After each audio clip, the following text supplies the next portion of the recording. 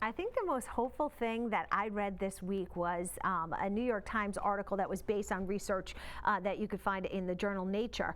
And it took a look at immunity to the coronavirus and the possibility that it lasts at least a year, possibly a lifetime.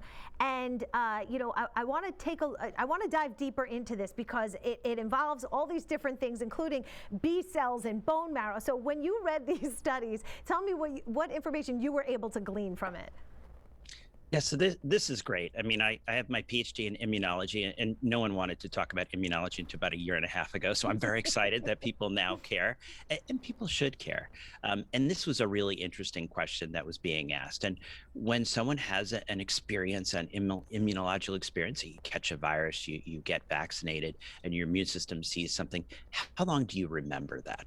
And there are two types of memory cells. There's short-lived ones that last for only a matter of months, and then there's long-lived memory or plasma cells that end up in the bone marrow that can stay there for years upon years. And what this study did, and it's not easy to do, but they were able to examine and detect these plasma, long-lived memory cells in the bone marrows of people who had experienced infection or who had been vaccinated. So this is encouraging because I think a lot of people hear oh, I see the vaccines, 6 months, and then the idea is they fall off a cliff. That's not clear. I like to say 6 months and going strong. It's like a car commercial or a truck commercial. And maybe we're hearing even longer. I know the pharmaceutical companies would love this to be a yearly shot, and that's fine, as long as it's at least a yearly shot. And it may even be less than a yearly shot. And particularly in adolescents with really robust, they may only need one shot, and it may be a really long time before that next shot. But I always like to draw the distinction. This is great. This is immunology. But what we really want to know is actual real world protection.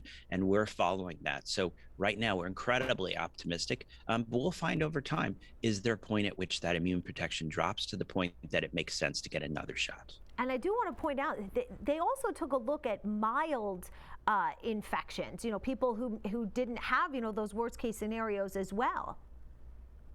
Yeah, and I think that's important because a lot of people, right, they go out, they want to check their serology, they want to do their blood test.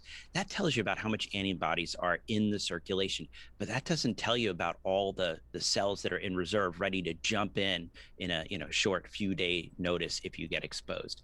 And so that's, I think, important for people to understand is even though your levels of antibodies in your blood may be dropping, we're seeing evidence that the reserve, the ready to go ranks are there.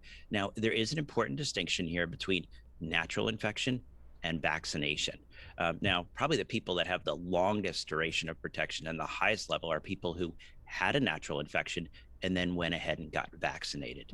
Great data now on vaccinated people having incredible protection, even against all these variants that are now entering our country. But people with natural infection, that might be a different story. Initially, you're at lower risk, not as lower risk as a vaccinated person, but we are seeing breakthrough infections in those individuals, and those may be the infectious individuals that drive the variants in our country. So still encouraging those folks to get vaccinated.